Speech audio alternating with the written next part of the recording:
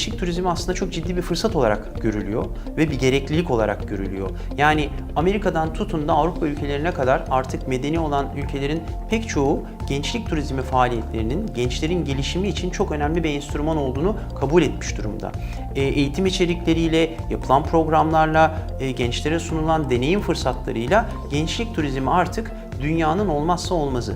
Türkiye'de bu fırsattan, bu pastadan eğer faydalanmak istiyorsa mutlaka hem yurt dışından gelecek misafirleri için, yani incoming yapılacak organizasyonlar için, hem de ingoing dediğimiz Türk gençlerinin Türkiye içindeki gençlik faaliyetlerine katılması için gerekli çalışmaları, araştırmaları, girişimleri yapması gerekiyor. TÜRSAP yine bu konularla ilgili seyahat acentalarına iyi fırsatlar sunuyor. Kendi bünyesinde yaptığı faaliyetlerle, organizasyonlarla acentalarını bu konuda deneyimlere açık hale getiriyor.